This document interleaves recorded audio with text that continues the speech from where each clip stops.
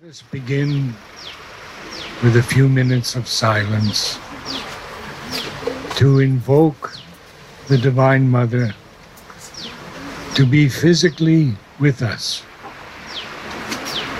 to be with us so strongly that we can feel within our inner being her presence.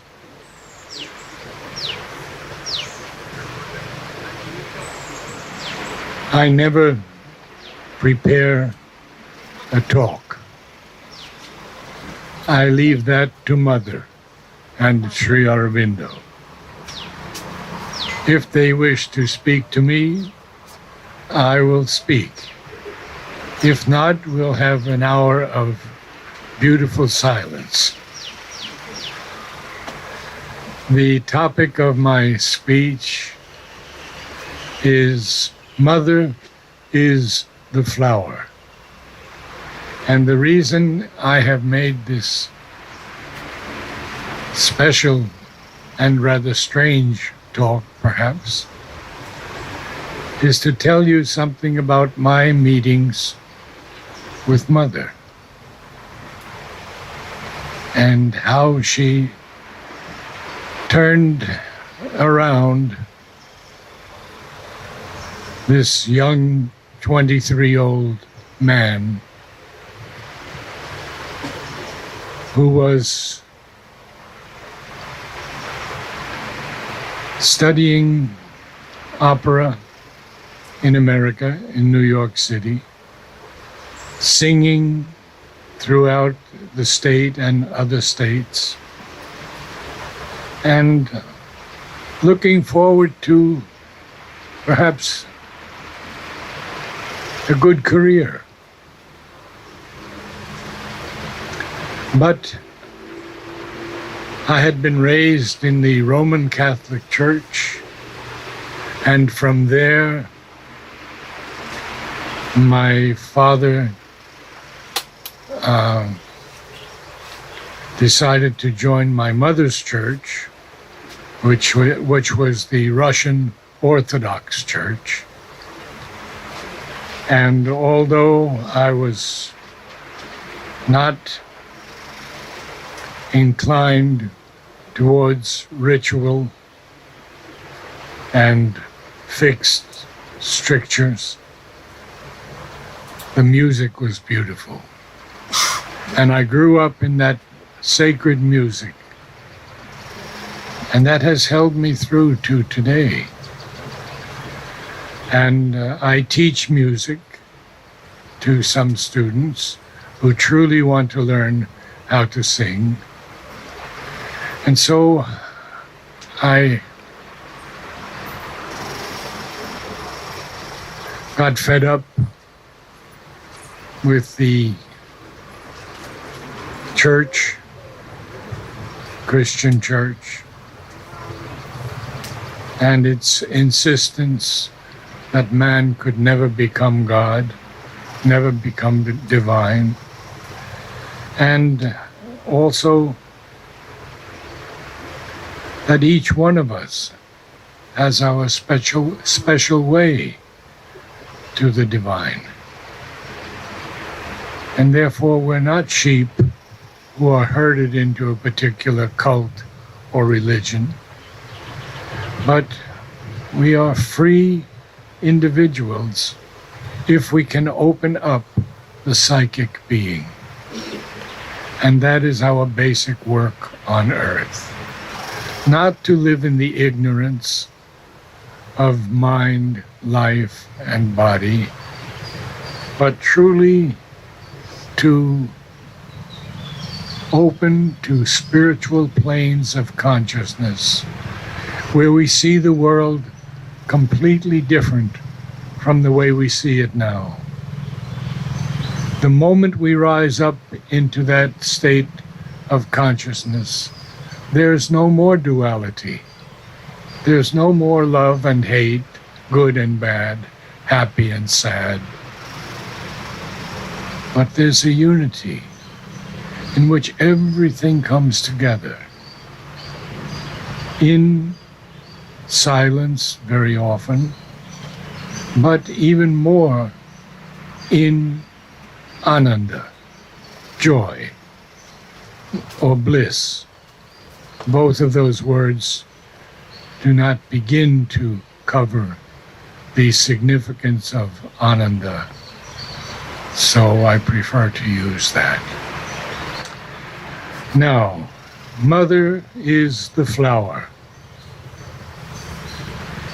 Well, I can tell you that all the years I knew her, 12 years actually, physically,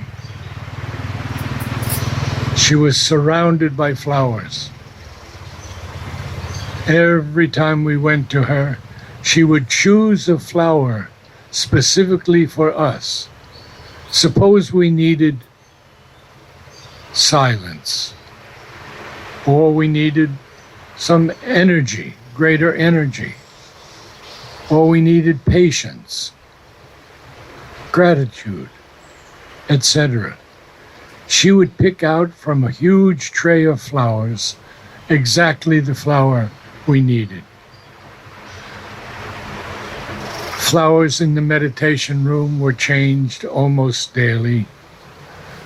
The whole ashram was a place of flowers. Mother would walk down the stairs, they would hand her flowers.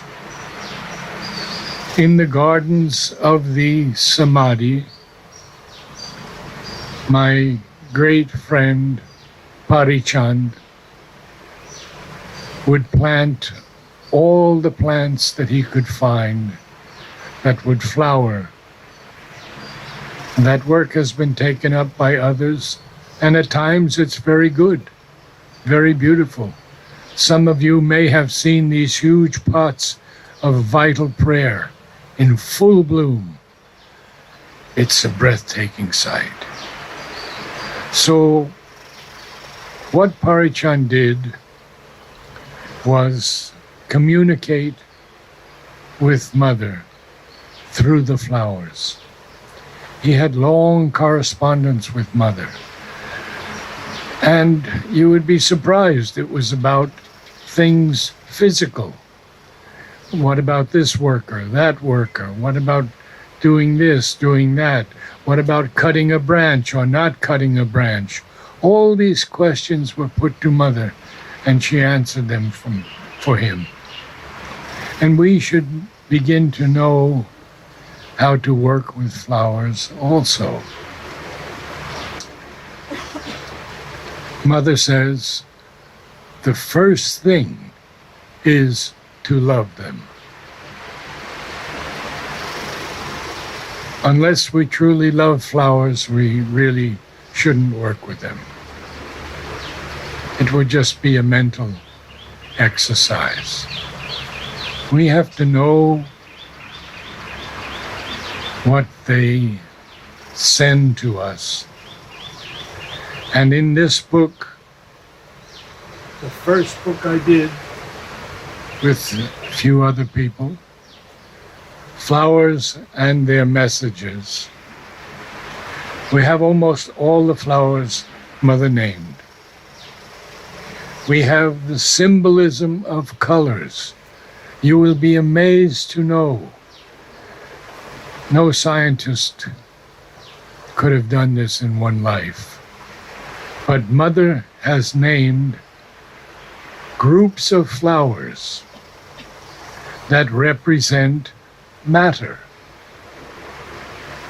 clay, pure matter. And that's a dark and often a little muddy red color. Progressing upwards, she has named the physical. The physical is physical of ours, but it's a brighter red, a bright red. Ascending further into the life energy area that we call the vital nature in the integral yoga, purple. Ascending even higher into the heart center, pink. Higher yet, the mind, yellow. And even if we rise above the mind, we have blue, gold, orange, representing flowers of that level. Now, this is something so extraordinary. Suppose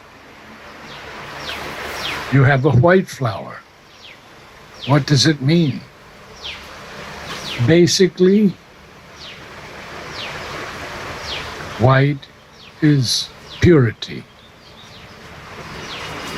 It can be many other things too, but usually purity, oneness, peace.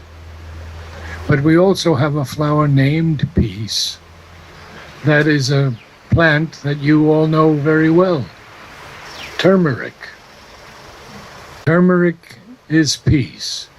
And when it grows from the center, you don't even see it. And suddenly it rises up, and you see that beautiful flower of peace. Now we also have peace in the vital. And I have a story about that. It's blooming now, and the fragrance is all over as you walk through the gardens. Very beautiful fragrance, powerful too. So one day I said, I need peace in the vital. So I'm going to make tea from the flowers. And I did. And it put me to sleep for 17 hours. So don't experiment. Unless someone tells you, this is all right, you can make tea out of this. But it was a good lesson to me. It's like mushrooms. We have to know the correct mushrooms. We had a young man from France. His name was Mark. And we had another fellow who still is in Oroville. His name is Claude. And they decided to be the chefs of our little Matrimonio Gardens nursery kitchen. And they did very beautifully. Very fine work. But one day, Mark decided that he was going to collect these wonderful mushrooms. And he cooked them, and he ate them. And they had to take him immediately to Jipmer, or he would die. And they had to pump his stomach, because these were poisonous mushrooms. So you must know your poisonous species. More about Mother. Generally, Mother would give ladies and girls a pink flower. Men and boys, a red rose. Roses, usually roses. And they symbolized what we needed, what the male species needed most, and aspects of the female nature also. See, all these things Mother knew. She knew flowers that are familiar to some of us from the West, because she lived in France, she lived in Algiers, she lived in Japan. So she saw all these extraordinary flowers that we love so much. Daffodils, tulips, hyacinths. How many know any of these? Daffodils, tulips, or hyacinths? Yes? Yes. Yes, very good, very good. So you're from the West. I take it. And when we were preparing the book, we had to have all those flowers included. So we would show Mother photographs of them, and she understood because she was very familiar with them. Now, the next question is, what did she want us to do with those flowers? Well, on our birthday, she would give us a flower that would represent possibilities in us that needed to be explored. So, if one needed more strength, there were flowers for strength. If one needed more peace, there were flowers for peace. And I tell you, every time you received that flower, it went directly into your inner being. There was nothing mental about it. How can you follow Mother's guidance with flowers? Well, the first thing I said, she told us to love them. Secondly, she told us many, many things about flowers. And in the beginning of the book,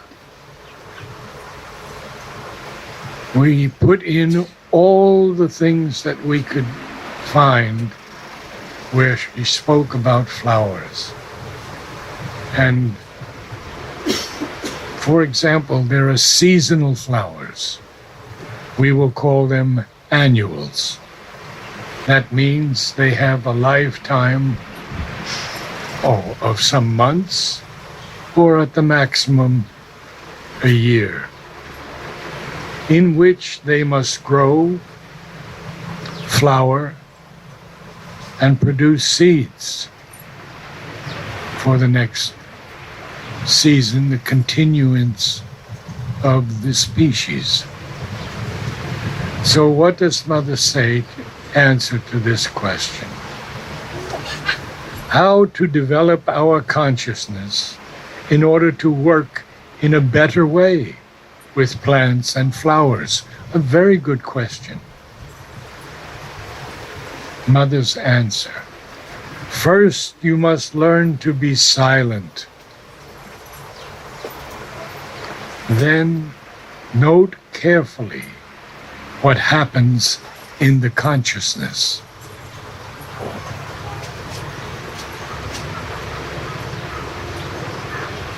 Sometimes the flowers will speak to us. If we open ourselves, they'll speak readily to us. And so if we are holding a hibiscus dynamic power, can we feel that dynamic power in that flower? This is a question of opening the inner being. The mind can do it mentally and say, oh yeah, I know this is Hibiscus rosa sinensis, botanical name, and I know its dynamic power, and I know it blooms constantly.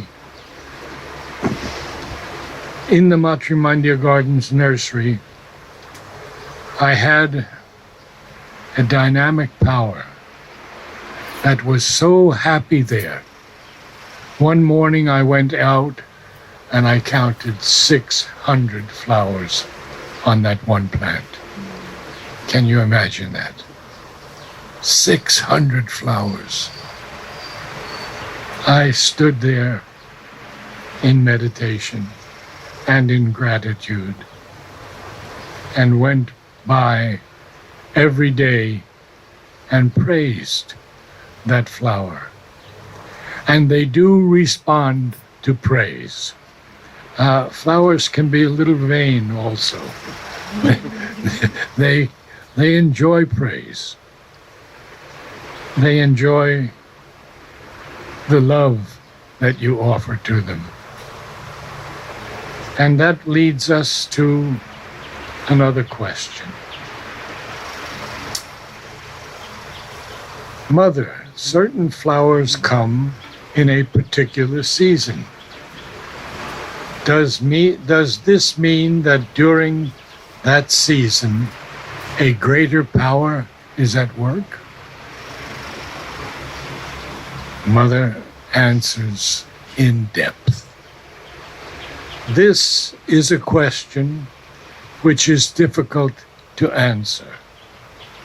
But I have made a rather interesting experiment in this way. I don't know if you remember, if you were there, if you remember the time when flowers used to be counted. You see, it was a kind of agreement between me and nature. And I can tell you, this was during World War II. And Mother would have the children collect flowers, hundreds and thousands of them, and bring them to her and count them in front of her. Now, I have not seen anything written about this, but I have been told by some of the great yogis in the ashram that each flower represented a soul that Mother saved during the war.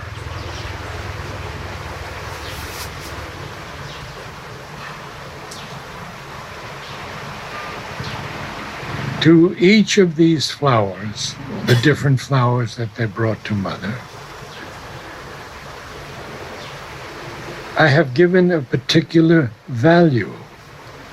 Not only its significance, but its value.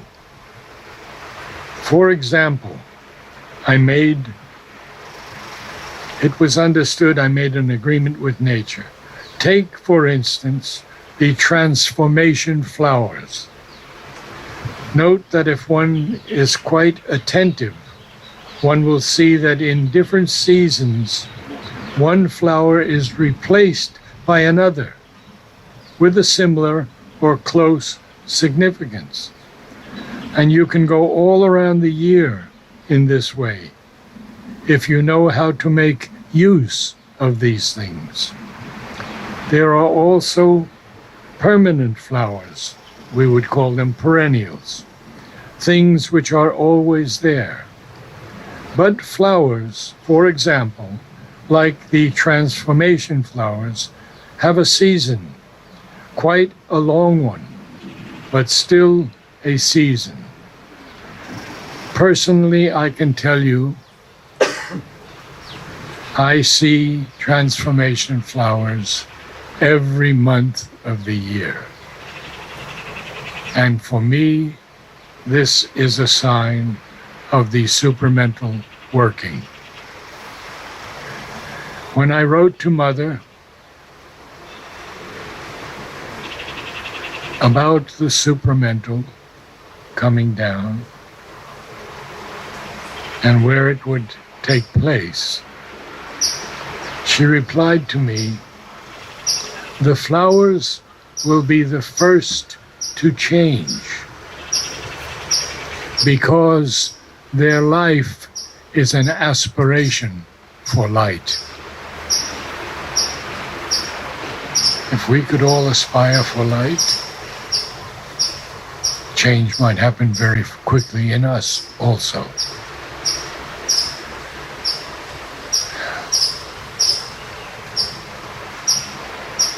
The realization flower, many of you know as Gulmohar, very well known in India and well loved, has a fairly long season, but it doesn't come at the same time as the transformation flower. What is Mother telling us here? Then how shall I put it? Overlap. One begins before the other finishes. But the seasons when they come abundantly are not the same. And all flowers are like that. Yes, it is arranged. Wow. It is arranged by the divine. This answers your question, doesn't it? There are shades in the meaning, and it is possible that some seasons are more favorable. One may lay greater stress on one movement than on another. Well, I think we can feel this. When we see realization flowers blooming all over, something touches us within. And that touch is something that may initiate the beginning or the advance of realization.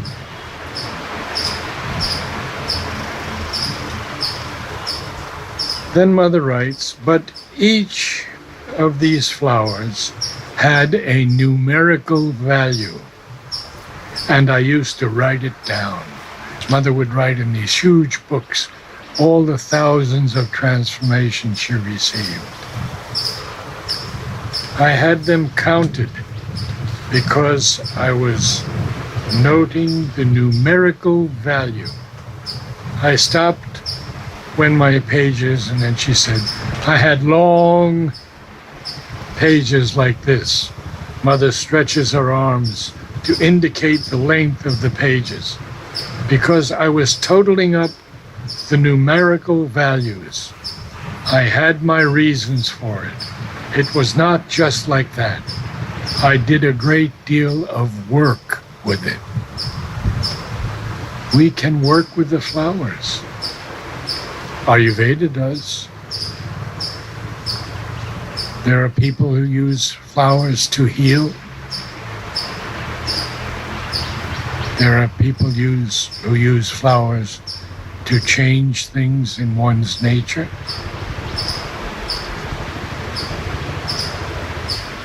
I did a great deal of work. I had to stop because it was taking too much time. You see, when I had to write figures on paper, at least as long as this, and then later, suddenly it had to be still bigger. It was impossible. Mother stretches out her arms again. So it had to stop. I stopped because of this.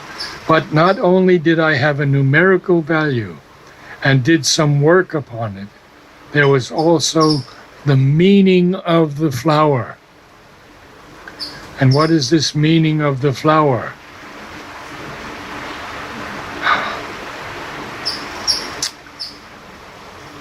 Well, it was an agreement like this.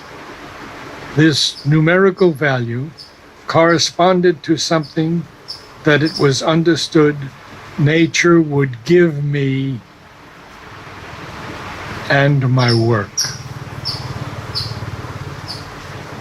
But the significance of the flower also was something agreed upon between me and nature. So when I say Mother is the flower, she lived with these flowers, she worked with them, she taught us how to receive them because she always gave us a flower. You never went away from Mother that she didn't give you a flower or many flowers.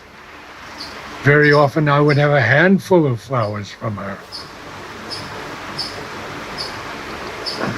Well, when there was a computation, it was sometimes by thousands during the season, you know. Well, it represented, it was an understanding with nature that the same number of men would be transformed. Oh. The same number of men would be transformed. And it was even much better than this. It was that when I gave somebody 1, 2, 3, 4, 5 flowers, I gave him at the same time the power to transform as many elements within him. My goodness. But naturally, for this to work in all sincerity, it had not to pass through the head. Because when the head starts working, not always in the right way, men spoil everything. That is why I never used to say anything about this. It was the same thing for all flowers. Aspiration, for example. Aspiration, thousands of them, all counted. Well, each one represented an aspiration. And even now sometimes, when I have flowers like prayer, I have at times told you, when I distribute prayer flowers, it is a prayer. Be careful. This prayer is granted. Pray only for what you want should be. Take great care, because this prayer is granted. I give the flower, but at the same time, the possibility of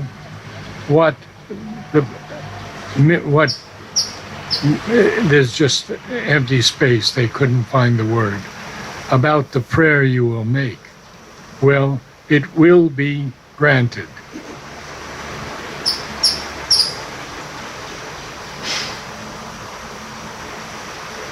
There were fluctuations. There were times when things came in abundance, when I insisted. There were times when they stopped abruptly.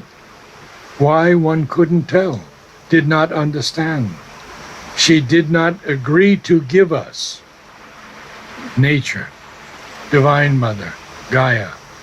Other things, on the contrary, she gave in abundance. But all this is what goes on behind the scene, behind the stage.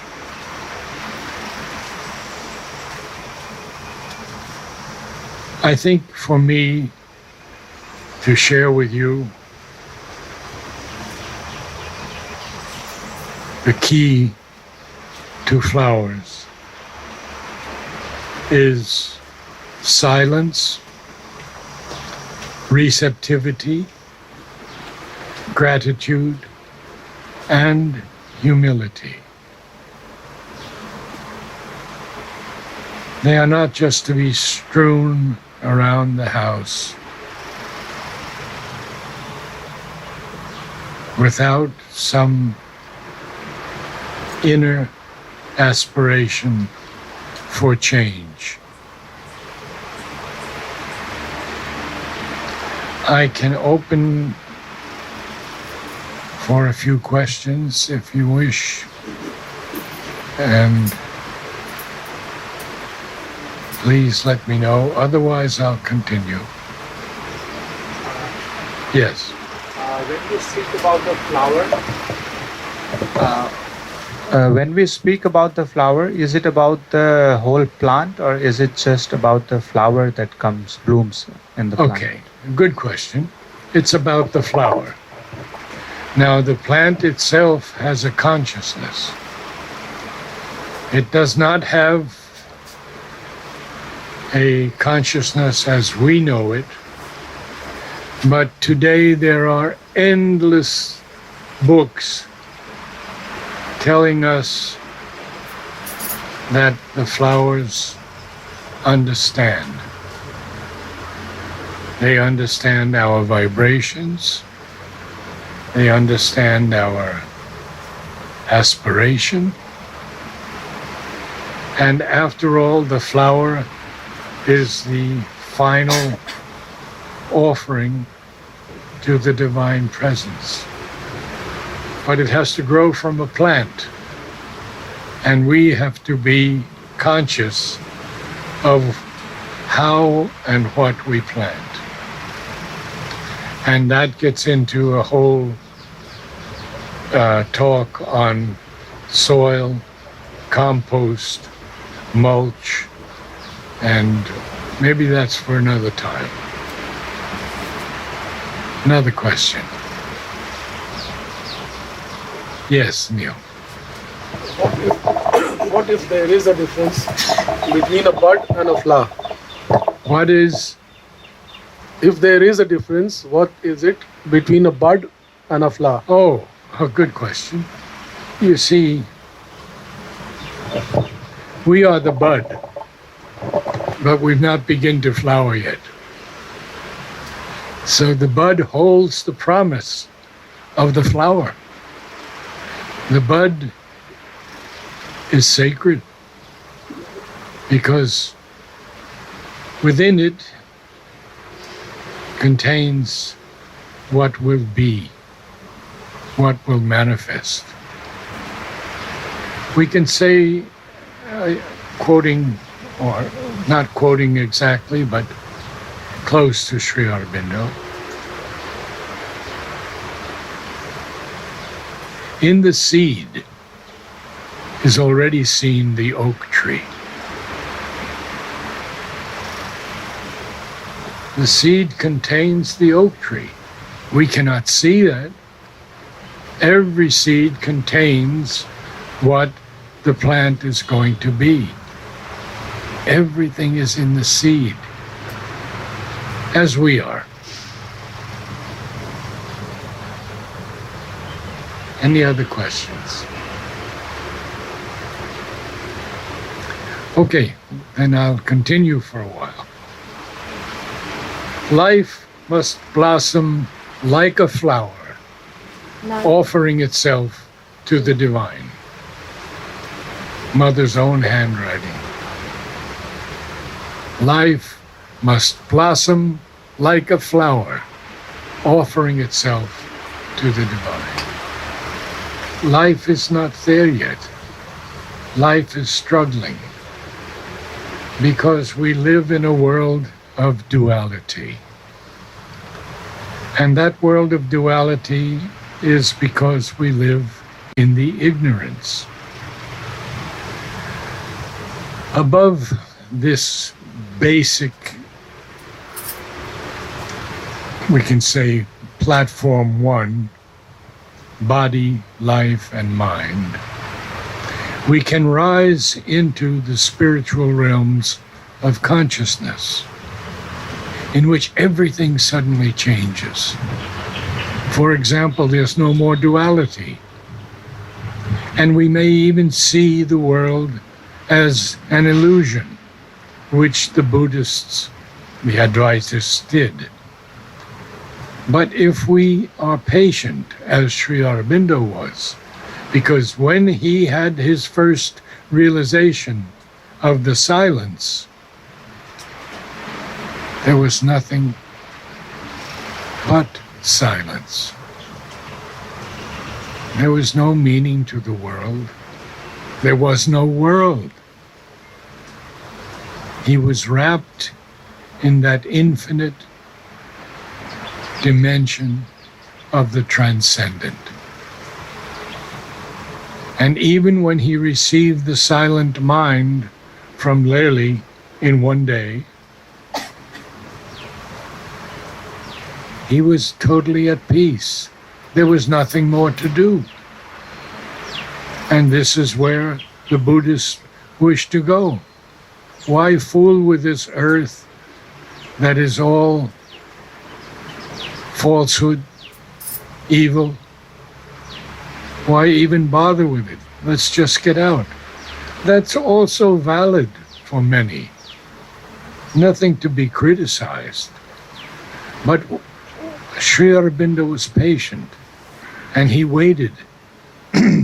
And he eventually saw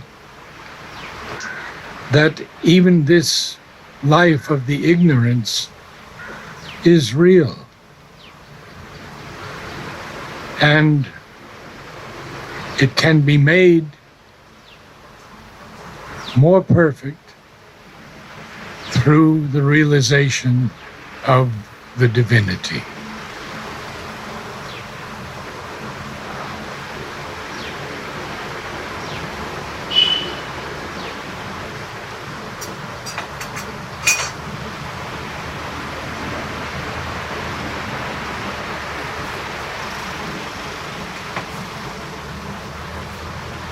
I don't know if many of you are aware, but Sri Aurobindo left his physical body in 1950. Why did he leave? Well, in the 30s, he told one of his disciples, "I have caught the tail of the supermental, but I have yet to bring it down." And he worked all those years to bring it down.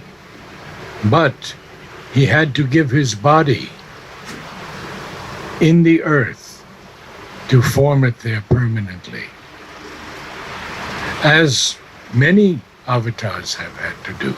Rama, Krishna, Christ, all had to give their body. All were killed. So he did that. But what did Mother do for the next 23 years? She had conquered everything in the physical, everything in the vital, everything in the mind. Everything was perfect. But she worked for 23 years, working to transform the cells in the body.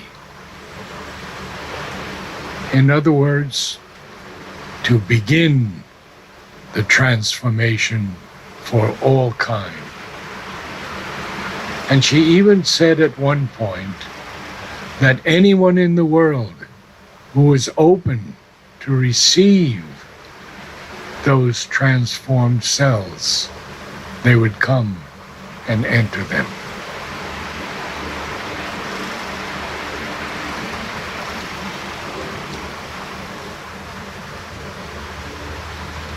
Now, we have worked very hard in Oroville to build a green belt that Mother wanted. And look what she says about the trees. The trees rise towards the sky, beautiful symbol of nature's aspiration towards the light.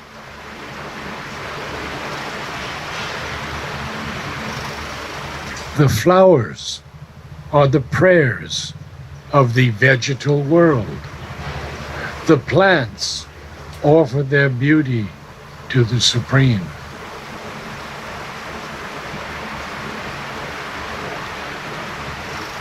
It is not certain whether the plant makes an effort or not. And in my case, and in any case, it has an aspiration. Plants grow because they aspire for the light, for the sun, for the open air. And in another place, she talks about love. I've told you earlier that the best way to get to know the plants and the flowers is to love them. The movement of love is not limited to human beings, and it is perhaps less distorted in other worlds than in the human. Now, these are questions that in 1967, I believe, 66, 67, we would write to Mother and say that we would like her to speak on these different aspects of the vegetal world. One of her young disciples at that time, whom I know very well, said, "Mother, there's no word in English called vegetal. It's vegetable." Mother said, "Look it up." He looked it up, and he learned a new word. Look at the flowers and trees. When the sun sets and all becomes silent, sit down for a moment and put yourself into communion with nature. You will feel rising from the earth, from below the roots of the trees, and mounting upward and coursing through their fibers up to the highest outstretching branches, an aspiration of an intense love and longing. a longing for something that brings light and great happiness. For the light is gone, and they wish to have it back. There is a yearning so pure and intense that if you can feel the movement in the trees, your own being too will go up in an ardent prayer for the peace and light and love that are unmanifested here. I have done this thousands of times, and I have leaned against the trunks of vast trees. I have been in the Sierras. I have been in the coast of California where the great redwoods are. And there is such a power and presence in them. You can be regenerated just by leaning against their trunks or touching them. This world is so vast, so beautiful. And though we may see and unfortunately react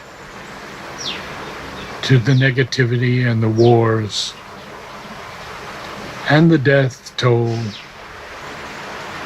and the hatred of country to country, man to man,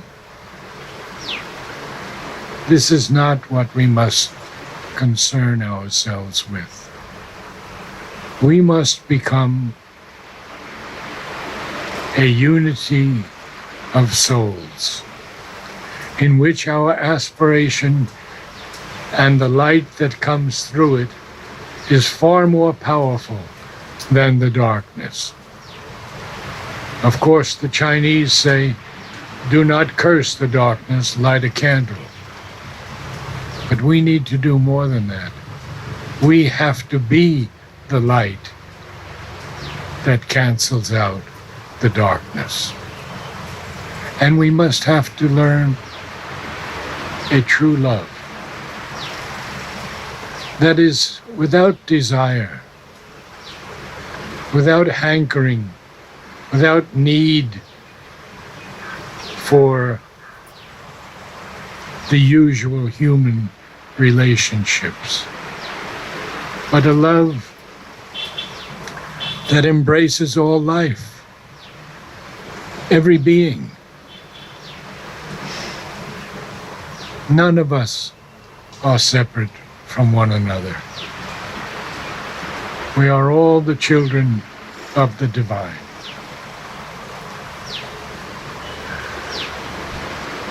And it is my honor to be with you in this garden that promises for the first time in India to have all the plants and flowers Mother has named. You know, she has named leaves also. We have the coleus leaf, which is often very colorful, is strength in the vital.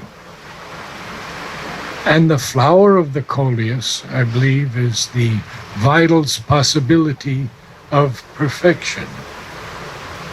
So, flowers have been named by Mother, trees have been named by Mother. Mother has given 2 names to many, many plants. Take the mango. Aishwarya, tell us about the mango. 2 things about it, about the flower and the fruit. Flower is nature's hope for realization. Nature's hope for realization. Yes, the fruit is divine. The plant. Divine knowledge. The fruit. She has named the yes, fruit. The mango is divine knowledge. But the flower is nature's hope for realization. We have another one where Mother has named the flower and the fruit. Patience. Pardon? Patience. Patience, yes. It's a nice tree, a lovely tree. There's one in the ashram Center of Education.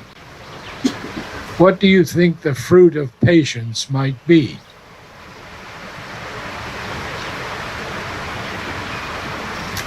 Anybody? Success. Accomplishment. And that's the fruit. So the fruit of patience is accomplishment.